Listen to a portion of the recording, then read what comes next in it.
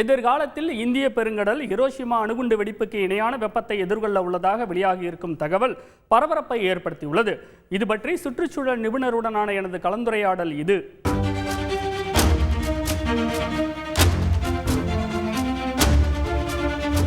தமிழகம் உட்பட நாட்டின் பல்வேறு பகுதிகள் முன்னெப்போதும் இல்லாத அளவுக்கு கடும் வெப்ப அலையை எதிர்கொண்டு வருவது எதிர்காலம் பற்றிய அச்சத்தை மேலும் அதிகப்படுத்தியிருக்கிறது.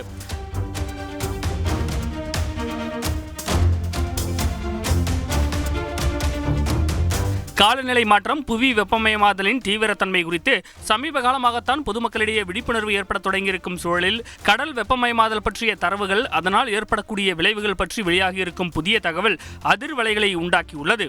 புனேவைச் சேர்ந்த இந்திய வெப்பமண்டல வானிலை ஆய்வு நிறுவனத்தின் காலநிலை விஞ்ஞானி ராக்சி மேத்யூ கோல் தலைமையிலான குழு கடல் வெப்பமயமாதல் பற்றி விரிவாக ஆய்வு ஒன்றை நடத்தியுள்ளது.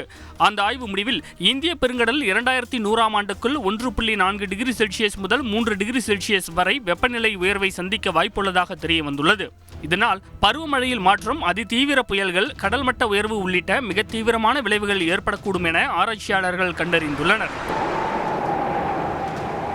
குறிப்பாக கடல் வெப்பத்தின் தாக்கத்தை ஹிரோஷிமாவில் வீசப்பட்ட அணுகுண்டு வெடிப்புடன் ஒப்பிடும் விஞ்ஞானிகள் சுமார் 10 ஆண்டுகளுக்கு ஒவ்வொரு நொடியும் சக்தி வாய்ந்த ஹிரோஷிமா அணுகுண்டு வெடித்தால் எவ்வளவு வெப்பம் வெளிப்படுமோ அதே அளவுக்கு வருங்காலத்தில் கடலின் வெப்பம் அதிகரிக்கும் என எச்சரித்துள்ளனர்.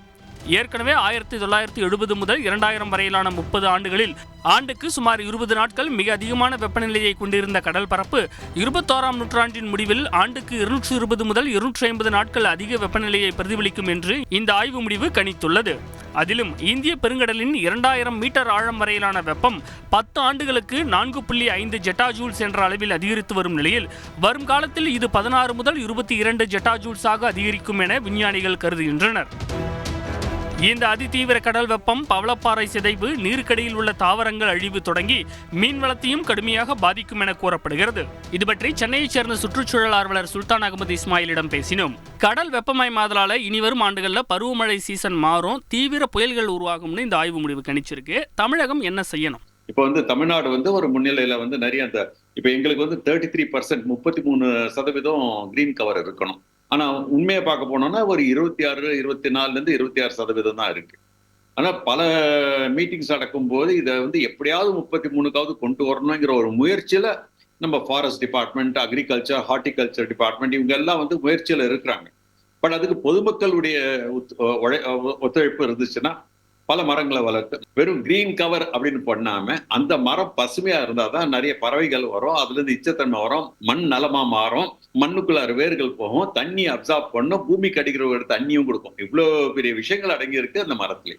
குறிப்பா இந்திய பெருங்கடலோட வெப்பநிலை கணிசமா அதிகரிச்சதுன்னா அது இந்தியாவுக்கு என்ன தாக்கத்தை ஏற்படுத்தும்?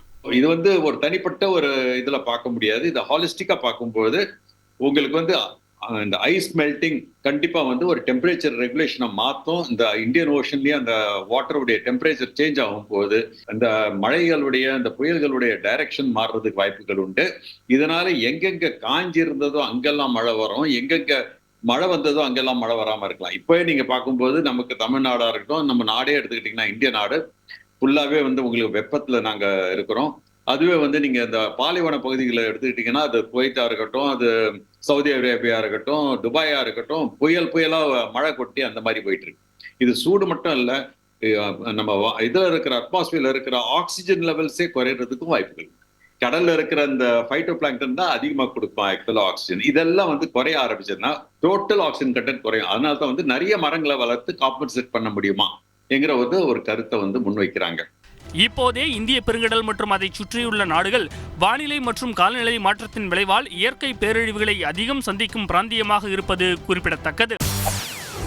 செய்திகளை உடனுக்குடன் தெரிந்து கொள்ள உடனே சப்ஸ்கிரைப் பண்ணுங்க.